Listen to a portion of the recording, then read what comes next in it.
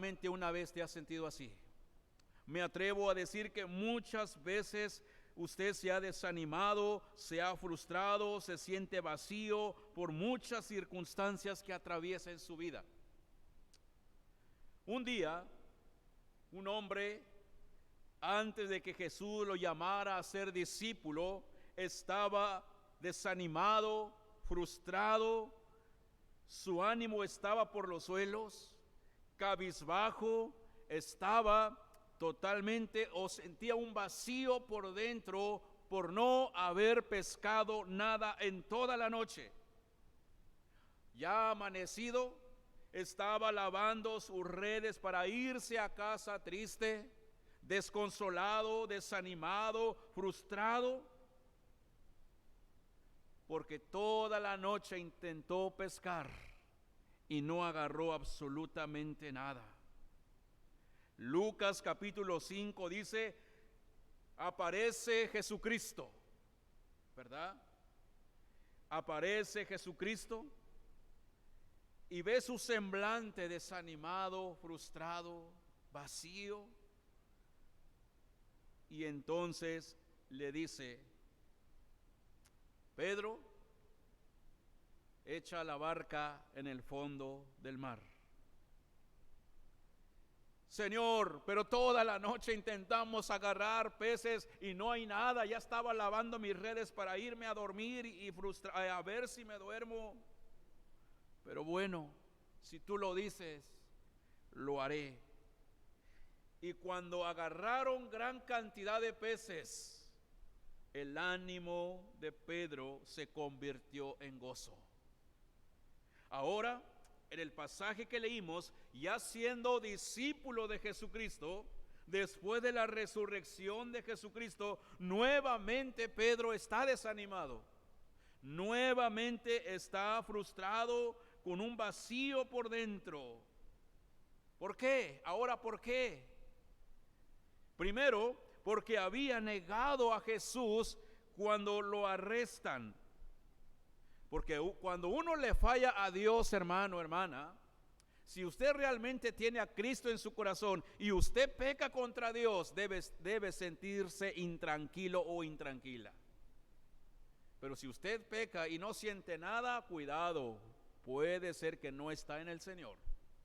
Porque aquel que está en Cristo cuando peca debe sentirse intranquilo. Y Pedro estaba intranquilo porque había negado a su maestro. Y entonces, por otro lado, podemos decirlo de esta manera: la vida espiritual de Pedro en ese momento, después de la resurrección de Cristo, estaba en declive.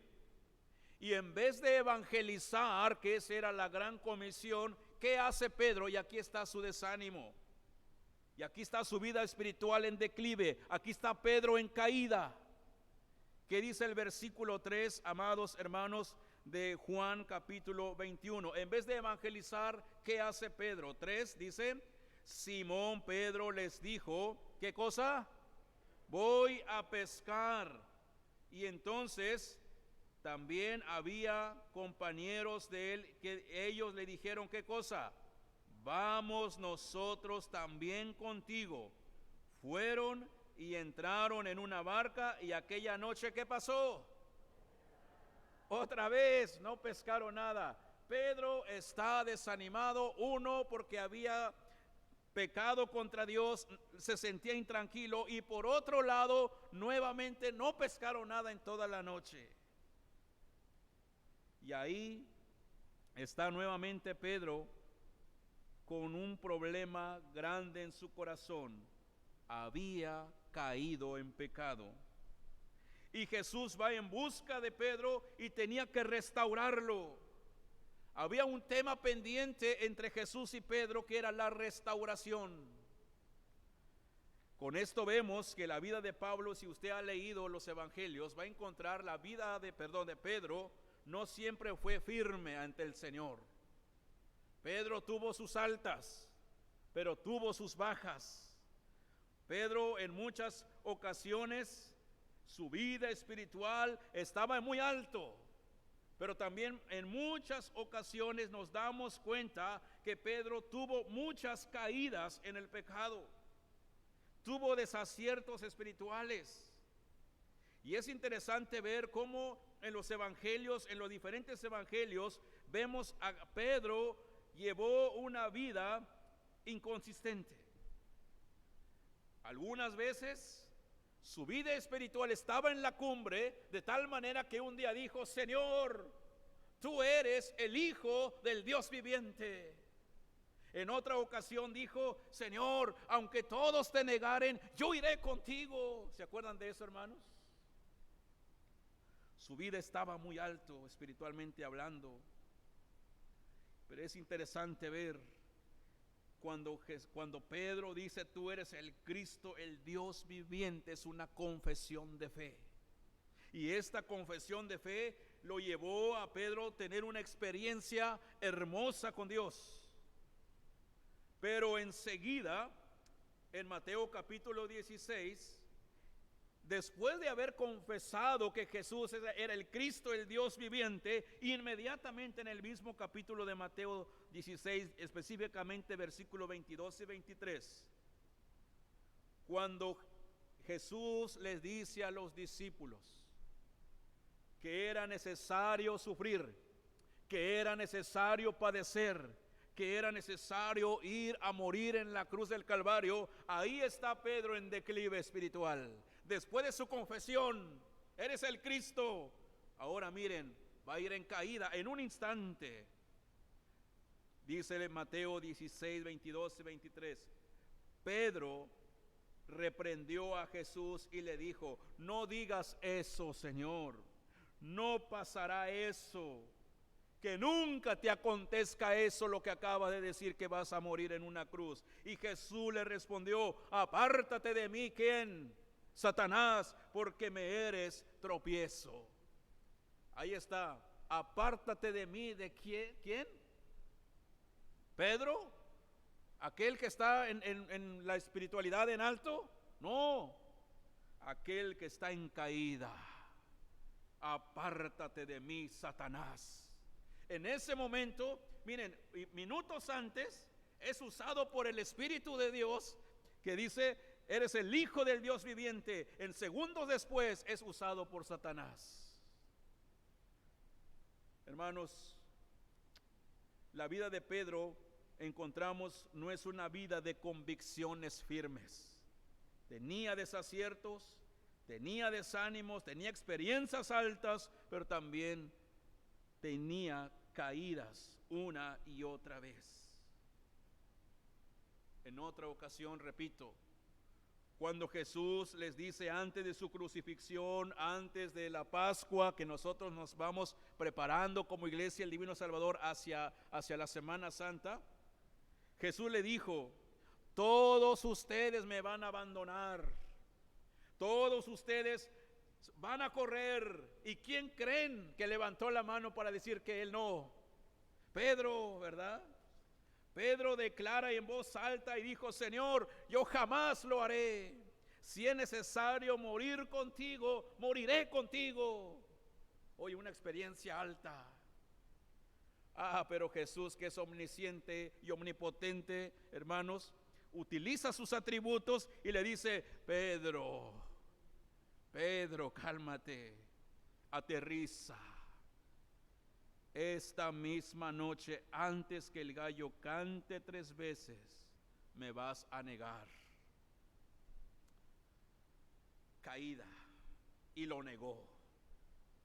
En el Getsemaní, antes de la crucifixión, otra vez, hermanos, los estoy llevando a prepararnos para la Semana Santa.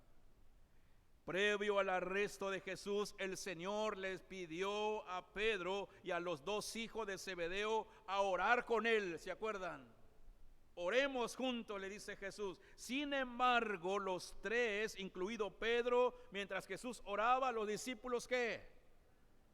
Estaban dormidos. En 3 ocasiones Jesús los encontró dormidos en vez de orar.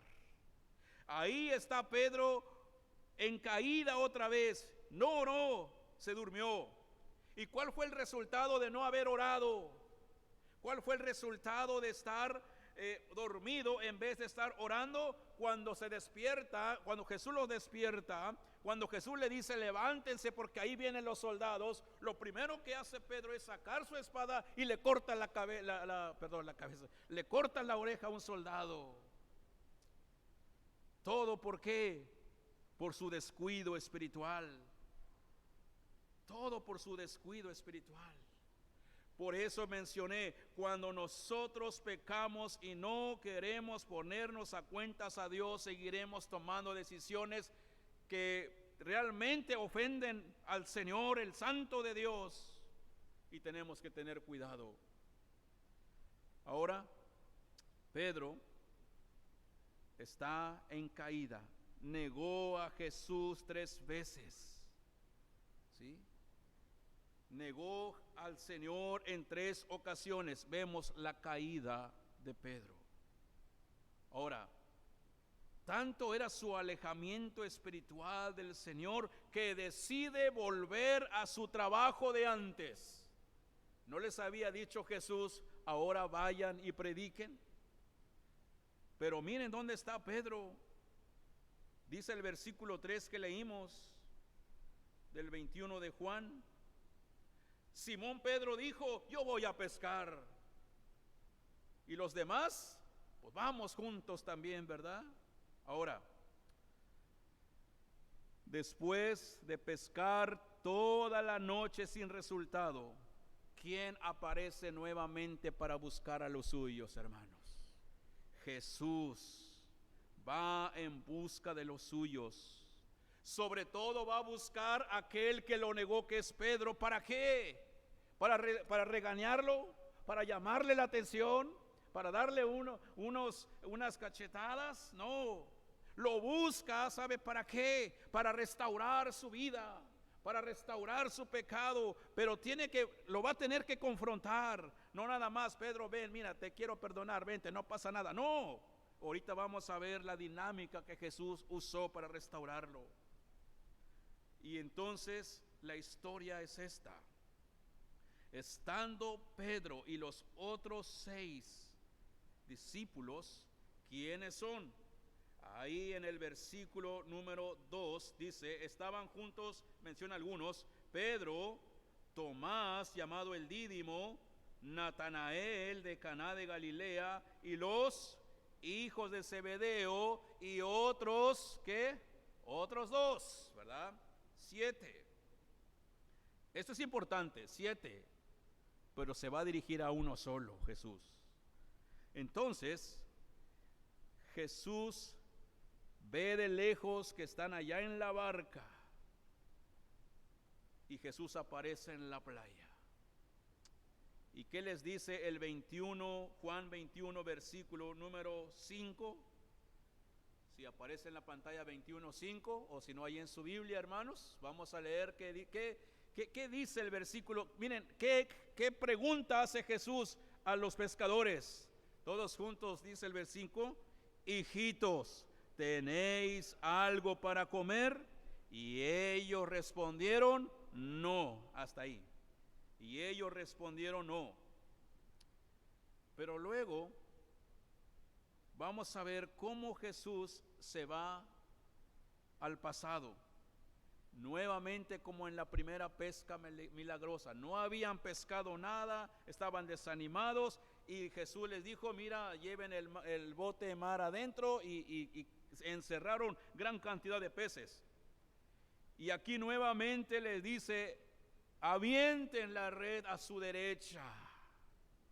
Y entonces lo echaron, dice el versículo 6, y no la podían sacar por la gran cantidad de peces. Las mismas indicaciones que en Lucas 5, la primera pesca milagrosa.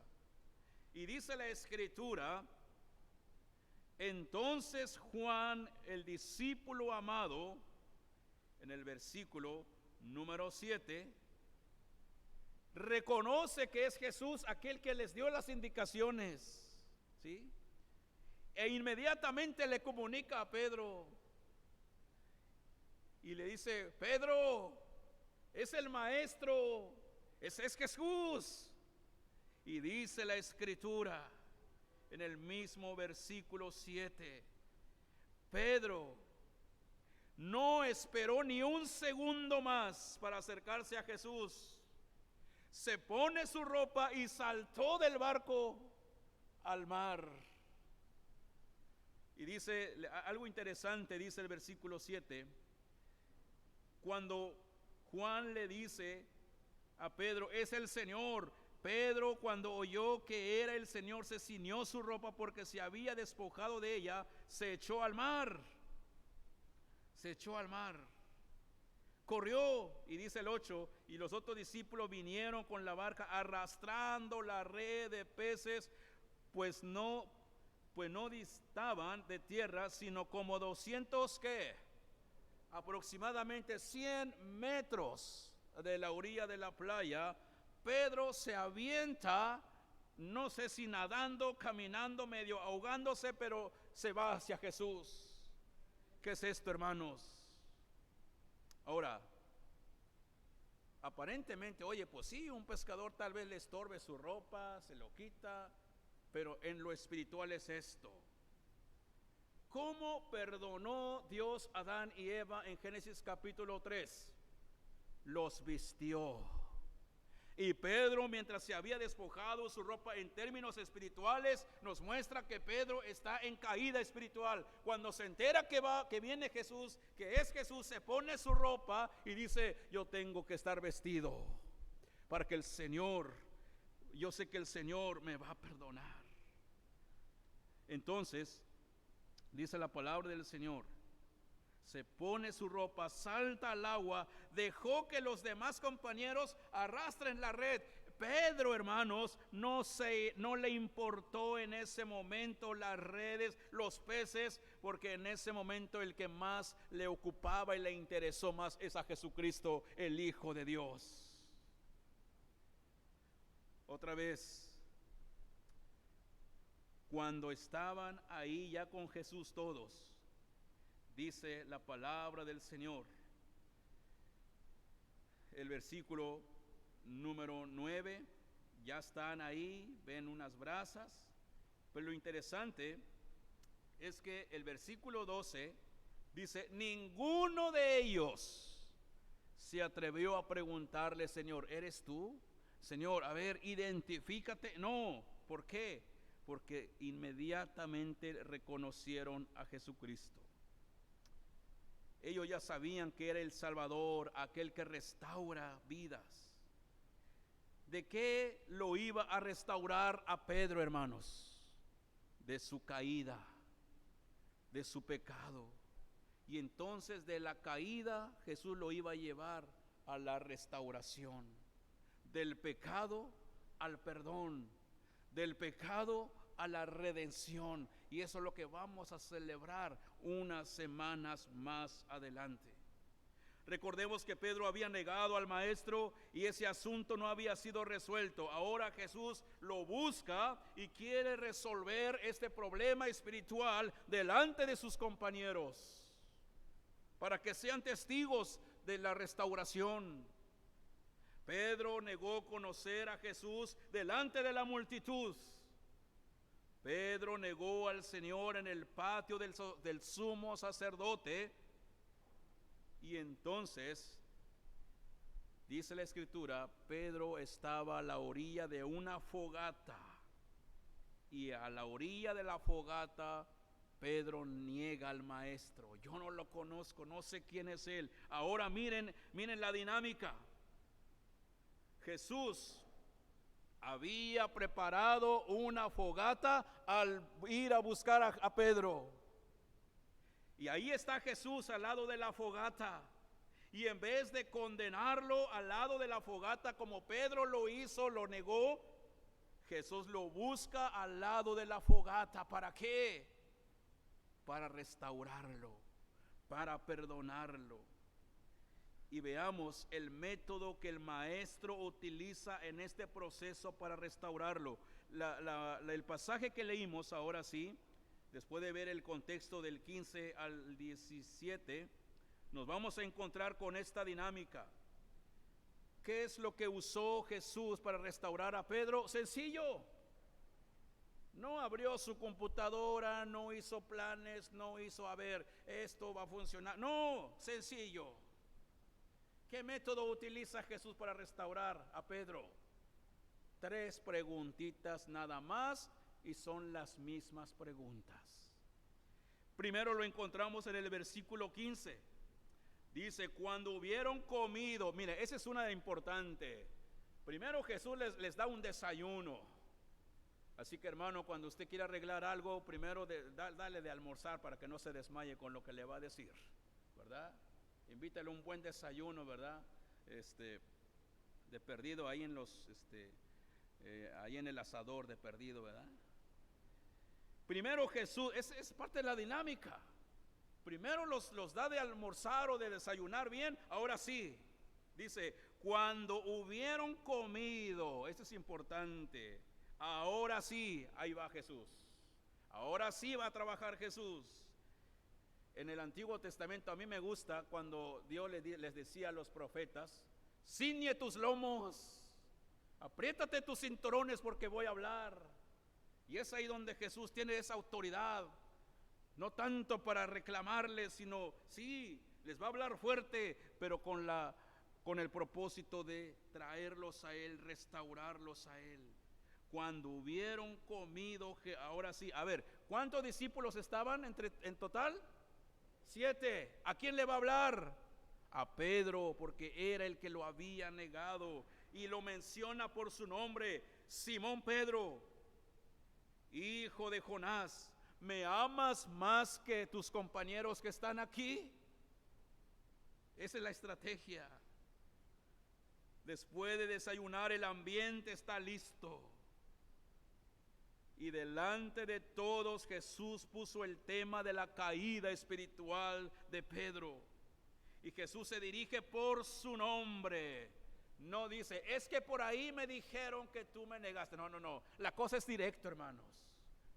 Cuando usted tenga que arreglar algún asunto, también sea directo como creyente. Es que fulano, el hermano, la hermana, mi vecino, por su nombre me dijo esto. Y quiero arreglar el asunto. Olvídense de, es que por ahí me dijeron, no, así no se arreglan las cosas. Jesús nos da las estrategias. ¿Para qué? Para el crecimiento mismo de su vida espiritual. Para una restauración que realmente que lleve frutos, a ver el arrepentimiento. Así que no andemos ahí, es que por ahí, no, menciona el nombre. Simón, no a ustedes, Simón, ¿me amas más que los demás? Delante de todos, Jesús pone el tema de la caída de Pedro. Mientras los demás están escuchando, Jesús le hace esta pregunta, ¿me amas? Y Jesús, sabiendo lo que hay en el corazón de su discípulo, ¿verdad? Jesús está preparando a Pedro para restaurarlo. ¿Y cuál fue la respuesta de Pedro? Respondió y dijo, sí, Señor, tú sabes que te amo. Fallé, Señor, fallé. Sí, reconozco que fallé, pero yo te amo, Señor. Y ahí va, hermanos, no olvidemos el pasaje, que tiempo atrás se sentía superior que los demás discípulos. Por eso le dijo, ¿me amas más que estos? ¿Por qué le dijo más que estos? ¿Por qué no le dijo Pedro, ¿me amas? Sin mencionar más que estos. Porque tiempo atrás, hermanos, recordemos que Pedro se sentía superior que los demás discípulos cuando dijo, aunque estos te abandonen, aunque todos te abandonen, yo no, Señor. Y por eso Jesús utiliza la misma estrategia. ¿Me amas más que estos, como tú me dijiste la vez pasada? Y entonces Jesús va trabajando y Pedro dice, sí, te amo, Señor. Lo que está pasando aquí es que Jesús quería ver a Pedro si tenía un mayor grado de amor hacia él o era un amor fingido. Pero bueno, Jesús conocía el corazón de Pedro. En ese momento, Pedro es confrontado en ese encuentro con Jesús, en ese ambiente que Jesús mismo preparó, era para restaurar a su discípulo y llevarlo de la caída a la restauración, de la perdición a la salvación. Porque aquel que es elegido por Dios, aquel que es predestinado por Dios, tiene que reconocer su pecado y ponerse a cuentas con su Creador. Muchos serán llamados, pero pocos los escogidos, dice la palabra. ¿Y cómo te vas a dar cuenta que usted es elegido? Con el fruto del arrepentimiento en su vida, dando frutos de arrepentimiento. Una cosa es decir, está bien, la regué, está bien, fallé, sí, pero ¿cómo estás demostrando que realmente aceptas tu culpa? Entonces la respuesta de Pedro fue muy corto, pero salió de lo más profundo de su corazón. Sí, Señor, sabes que te amo. Ahora, ahí mismo en el 15 Jesús agrega algo. Entonces Pedro, apacienta mis corderos. Esta pregunta de Jesús, la respuesta de Pedro, y entonces Jesús le agrega, entonces apacienta mis corderos. ¿Qué es esto? El mensaje de Jesús exigía a Pedro que tuviese el mismo amor para su iglesia que va a atender, para sus ovejas, así como Cristo mostró su amor en la cruz, dando su vida por la iglesia. Le dice, yo quiero que ames y atiendas a mi iglesia si realmente me amas. Pero eso es importante ver cómo Jesús va construyendo la relación del discípulo Pedro que había fallado. Y es que cuando Pedro había declarado que aunque tenía que morir con Jesús, jamás lo iba a negar, Jesús, al momento de restaurar, cuando le dice, entonces apacienta mis ovejas, es decir, entonces cumple con tu compromiso.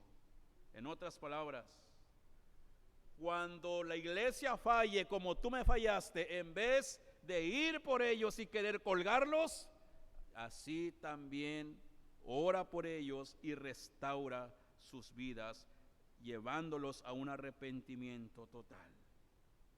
Jesús lo está restaurando, Jesús le está perdonando y Jesús a la vez lo está condicionando con las mismas palabras, pronunciando con anterioridad. El Señor está permitiendo con esta pregunta y respuesta que Pedro reflexione y recapacite y acepte su culpa, y lo está aceptando. Por segunda vez Jesús le hace la pregunta a Pedro, versículo número 16. 16 dice, volvió a decirle la segunda vez. A ver, ¿a quién menciona Jesús por segunda vez? Pedro, Simón, hijo de Jonás, ¿me amas? Pedro le respondió, sí, Señor, tú sabes que te amo. Le dijo, pastorea mis ovejas. Esto fue tremendo para Pedro, oír a Jesús hacerle la misma pregunta, hermanos. Por eso dije 3 preguntas igualitos. No usó más cosas Jesús. Pero en esta segunda ocasión Jesús omite la frase más que esto. La primera dijo, ¿me amas más que estos? Ahora no, ahora lo omite. Jesús solamente le dice, ¿me amas? Porque la primera pregunta y el agregado más que esto, y eso ya quedó atrás. Jesús dijo, ya entendí que sí me amas, Pedro. Ahora te voy a hacer la misma pregunta más intencional. ¿Por qué más intencional? La segunda pregunta tenía que ver con esto, hermanos. ¿Estás dispuesto, cuando dijo, apacienta mis ovejas? O pastorea mis ovejas, ¿estás dispuesto dar tu vida por las ovejas? ¿Estás dispuesto que si va a haber persecución en la iglesia vas a aguantar? Esa es la idea de Jesús. Esa es la mentalidad de Jesús, para ver si realmente Pedro está agarrando la idea central. Y Pedro le dice, sí, Señor, sin dudar, sabes que te amo. Entonces lo que Jesús le está diciendo, con esto me estás afirmando que aunque vengan persecuciones, Pedro, tú vas a seguir adelante. Y qué bueno. Pero Jesús dice, falta una cosa para restaurar. Él me negó 3 veces, no me estoy vengando, estoy preparando con las mismas 3 preguntas. Y por tercera vez Jesús le pregunta a Pedro, versículo 17, igualito, Simón, hijo de Jonás, ¿me amas? Ahora hay algo interesante de Pedro. ¿Qué dice todos juntos, hermanos? Pedro se entristeció de que le dijese la tercera vez, ¿me amas? Y le respondió, Señor, tú lo sabes todo, tú sabes que te amo.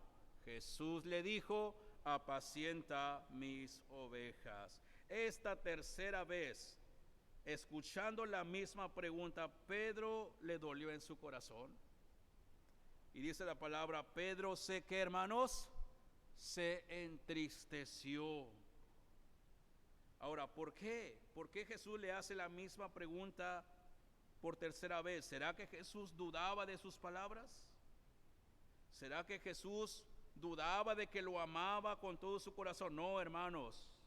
Jesús sabía que lo amaba y las respuestas de Pedro, Jesús sabía que eran ciertas. Lo que Jesús está haciendo con Pedro es que con las 3 respuestas es afirmar su confesión de fe más firme que nunca. Pero tenía que darle un jaloncito de orejas. La respuesta de Pedro ahora es, Señor. Ahora es Pedro quien agrega una frase, Señor, ¿tú qué? Tú lo sabes todo.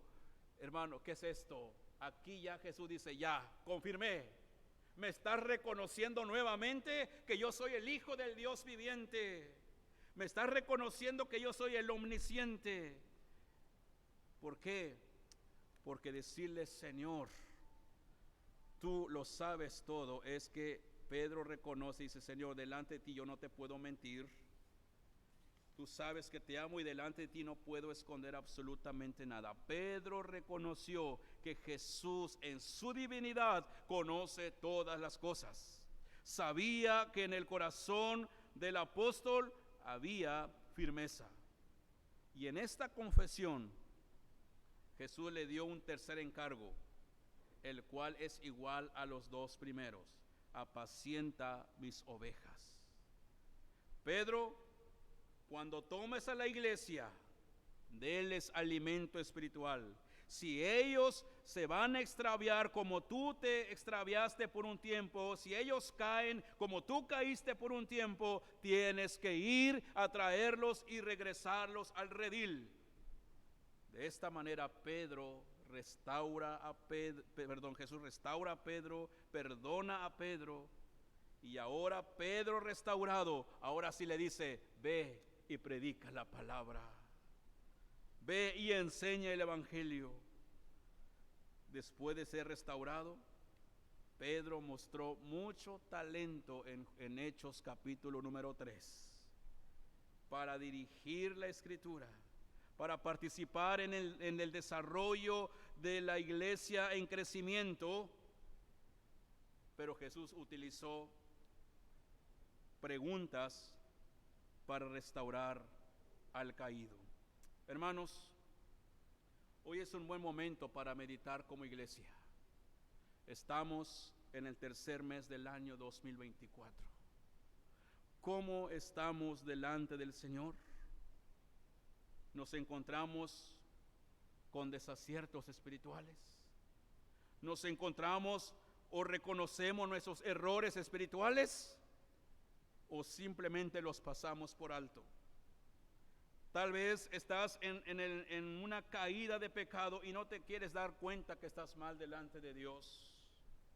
No encubras tu pecado, hermano, hermana. No encubras, porque Dios te lo va a descubrir y tal vez va a ser duro, Reconoce que le faltas a Dios y empieza a arrepentirte y muestra frutos de arrepentimiento, porque eso te llevará a vivir en un bienestar con Dios. Pero mientras no lo hagas, por más que vengas a la iglesia, no sentirás el gozo de la salvación, porque el problema no está en el venir al templo, el problema está en el corazón que está en caída, está en pecado. Jesús nos llama de diferentes maneras, hermanos, para el arrepentimiento. De diferentes maneras. Puede ser en un accidente, puede ser en un problema familiar, puede ser incluso cualquier cosa. Y nosotros como creyentes, si estamos siendo guiados por el Espíritu de Dios, Señor, debemos decir: Señor, reconozco mi pecado. Tú lo sabes todo. Pedro negó a Jesús, pero reconoció su pecado, porque al final dice que cuando el gallo cantó por tercera vez, Pedro, ¿qué hizo? ¿Lloró qué? ¿Lloró fingidamente? Amargamente, hermanos. Ahí estaba Pedro en caída. Y de ese momento Pedro dijo: ya no quiero saber ahorita nada. Estoy confundido, pasan los días, yo me voy a pescar. El pecado lo estaba llevando a alejarse del Señor. Pero miren, la gracia de Dios, eso es lo que enfatizamos este año. La gracia de Dios ahí presente, y Jesús toma la iniciativa de ir en busca de Pedro a restaurarlo. Por eso este mes la gracia de Dios restaura. El salmista lo repite. Hermanos, valoremos la gracia de Dios. ¿Qué es la gracia de Dios? Un regalo inmerecido. ¿Cuál es ese regalo inmerecido? Jesucristo en la cruz del Calvario, dando su vida por nosotros. Por eso podemos relacionarnos hoy con la vida de Pedro, hermanos, porque también pecamos contra Dios, también pecamos con nuestro prójimo, y en muchas ocasiones queremos cubrir nuestro pecado. Sin embargo, hermanos, no olvidemos que Dios es omnisciente. No olvidemos que Dios lo sabe todo. No podemos esconder absolutamente nada delante del Creador, del Todopoderoso, el Gran Shaddai, el que tiene todas las cosas en sus manos. Él nos busca para señalarnos nuestros pecados de diferentes maneras. Pero si no queremos aceptarlo, cuidado, porque el Señor dice: Él puede actuar con justicia. Por eso el Señor te hace este llamado en esta tarde, a que puedas reconocer tu pecado y te dejes llevar por el Espíritu y déjate restaurar por Él. Dile, como dice el canto que entonábamos: toma mi vida, Señor, en tus manos. Restáurame, perdóname. Quiero comenzar este mes restaurado y crecer en santidad. Porque mientras no suceda eso, hermanos, seremos incapaces de crecer, lo que dice nuestro texto lema de todo el año: crecer en la gracia y en el conocimiento del Señor. Mientras no reconozcamos, no creceremos, al contrario, iremos en declive. Pero qué alivio es cuando usted se arrepiente, y qué alivio es cuando el pecado es perdonado y su relación con Dios nuevamente se estrechan. Nuevamente es bonito ver que las relaciones entre los hermanos de la iglesia va tomado de la mano, las relaciones familiares son restauradas, se siente una paz y también se siente contentamiento. Cada circunstancia que pases, hermano, no olvides decirle a Dios: Señor, tú conoces todo, tú lo sabes todo. Así que, hermanos, que el Señor perdone nuestros pecados. Hoy es un buen día. Hoy podemos consagrar nuestras vidas, y que el Señor quite las cargas de tu pecado, de tus culpas. Abandona tus pecados y dedica tu vida para la gloria de Dios, entregándote para tu servicio, pero también para el bienestar de toda la iglesia y también de quienes nos rodean. Ahora que nos acercamos a la Semana Santa, hermanos. Preparemos nuestra vida con anticipación desde ahorita.